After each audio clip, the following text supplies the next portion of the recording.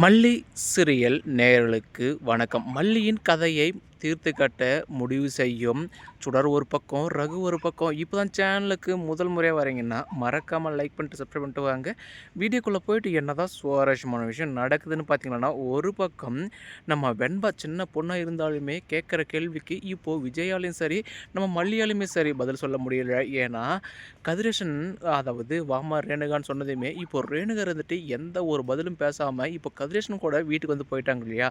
அப்போது நம்ம வெண்பா இருந்துட்டு மல்லியம்மா, ஏன் மல்லியம்மா கதிரேசன் தாத்தா இருந்துட்டு ரேணுகம்மாவை கூப்பிட்டதுமே ரேணுகம்மா இருந்துட்டு என்ன கூட கண்டுக்காமல் போயிட்டாங்க இல்லையா? எந்த ஒரு பேச்சும் பேசலையே அப்படின்ட்டு இப்போ வெண்பா இருந்துட்டு கேட்பாங்க இல்லையா? மறுபக்கம் நம்ம மல்லி மனசுக்குள்ளே நினைக்கிறது என்னமோ, அவள் உன்னுடைய உண்மையான அம்மாவாக இருந்தால் மட்டும்தானே உன் மேலே அன்பு பாசமும் விஜய் மேலே அன்பு பாசமும் அக்கறையும் வந்து இருக்கும். அவள் இங்கே வந்ததே இந்த சொத்து, இந்த பணம் இது எல்லாத்தையும் அடையாதான். அப்படி இருக்கும்போது அவளுக்கு எப்படி மனுஷங்களுடைய மதிப்பு வந்து தெரியும் அப்படின்னு நம்ம மல்லி இருந்துட்டு நினச்சிட்டு இருக்காங்க இல்லையா?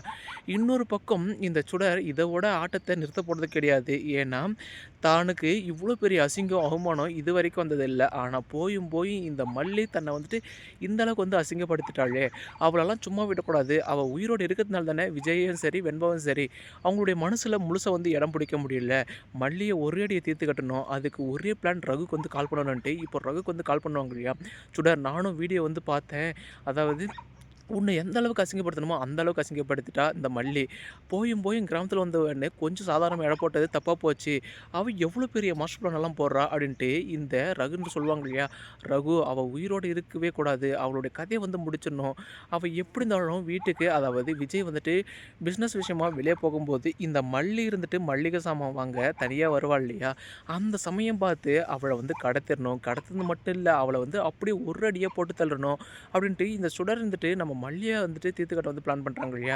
மல்லியை என்னதான் விஜய் கட்ட வந்து பிரிக்கணும்னு நினச்சாலும் மறுபக்கம் மல்லியை தீர்த்துக்கட்ட நினச்சாலுமே அது இந்த சுடரால் முடியாது. ஏன்னா நம்ம மல்லியும் சைலண்ட் இருக்க போகிறது கிடையாது. ஏன்னா ஒரு பக்கம் விஜயோட ஃப்ரெண்டு போலீஸ் வந்து இருக்காங்க இல்லையா? அவங்க ஆல்ரெடியே கதிரேசனுக்கு வந்துட்டு தெரியப்படுத்த பிளான் பண்ணிட்டாங்க. ஏன்னா ஒரு நாள் வந்துட்டு இந்த சுடருக்கு வச்சு அதாவது பணத்தை 50 லட்ச ரூபா எடுத்தாங்க இல்லையா?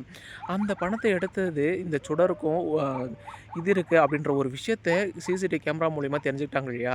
அந்த ஃபுட்டேஜ் எடுத்துகிட்டு வந்து இப்போது விஜய் கிட்ட காமிக்க போகிறாங்க. விஜய், உன்னுடைய கல்யாணத்துக்கு வர முடியல, ஆனால் உன்னுடைய மாமனார் வீட்டிலேருந்து பணம் திருடு போச்சுன்னு சொன்னேன் இல்லையா? அந்த பணம் இங்கே பாருங்கள், யார் 2 பேர், அதுக்கப்புறம் இவ ஒருத்தி, 3 பேர் தான் கூட்டம் இருந்து எடுத்திருக்காங்க அப்படின்னு சொன்னதுமே இப்போது நம்ம விஜய்க்கும் சரி மல்லிக்கும் சரி அப்படி ஒரு ஷாக்கு. மறுபக்கம் யாரான்னு பார்த்தா இப்போ ரேணுகா.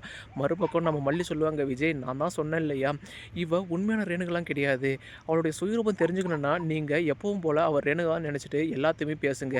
ஆனால் அவளுடைய அதாவது உண்மை எல்லாமே ஒரு நாள் வந்து உடைய தான் போகுது. எப்படியும் பல நாள் திருடன் ஒரு நாள் மாட்ட போகிறான் இல்லையா? அதனால் மாட்ட தான் போகிறா அப்படின்ட்டு இப்போ நம்ம மல்லி இருந்துட்டு விஜய் கிட்ட வந்து சொல்கிறாங்க.